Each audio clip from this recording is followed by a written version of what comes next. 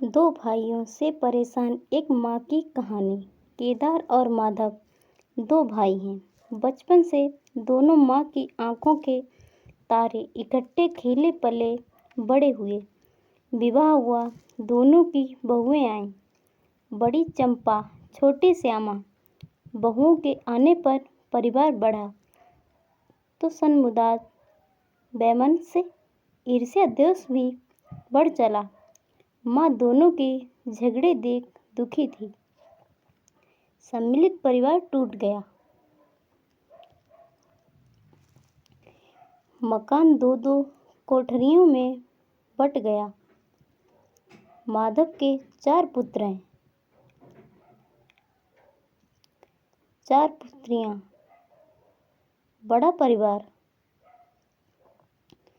खर्च ज़्यादा, आमदनी बहुत कम। माधव की कमर टूट गई। 4 लड़कियां ब्याहने में हालत बिल्कुल खस्ता हो गई। चौथी लड़की का अभी गौना नहीं हुआ कि ऊपर से 2 साल के बकाया लगान का वारंट आ गया। लड़की के गहने 100 रुपये में गिरवी रखने पड़े। इधर चंपा तो देवर की हद उड़ाने का मौका ताक रही थी।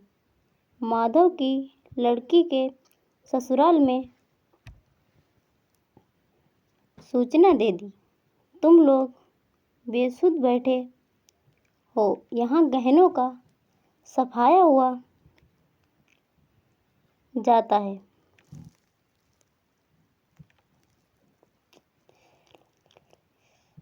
दूसरे दिन नाई और ब्राह्मण दरवाजे पर बैठ गए। माधव बेचारे के गले में फांसी पड़ गई। रुपया कहाँ से आए, गहने कैसे छुड़ाएं? आखिर माधव बड़े भाई के पास सहायता की उम्मीद से गया। केदार और चंपा को उसका घर हड़पने का मौका मिल गया। चंपा बोली, रुपए बहुत हैं हमारे पास, होते तो कोई बात ना थी। किसी महाजन से दिलाने पड़ेंगे।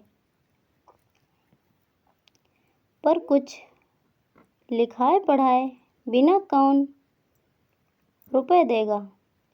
और मकान के भी 2 कोठरियों पर कौन 100 रुपए देगा? आखिर 4 बीसी यानी 80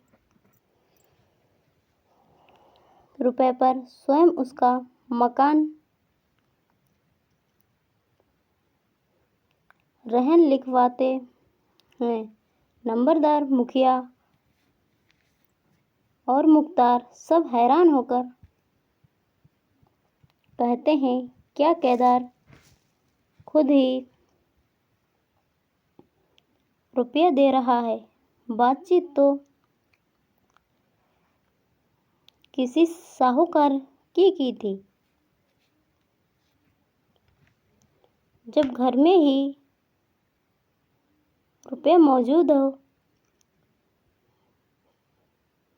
तो इसे रहननामे की आवश्यकता ही क्या थी? भाई भाई में इतना अति विश्वास, राम राम। अरे क्या माधव 80 रुपए को भी महंगा है? माँ ने सुना तो माथा पीट कर उसे बेदिन याद आए जब दोनों भाई उसकी जांघों पर पलथी मारकर बैठते थे, दूध रोटी खाते थे। और आज, हे नारायण, क्या ऐसे पुत्रों को भी मेरी कोख से जन्म लेना था?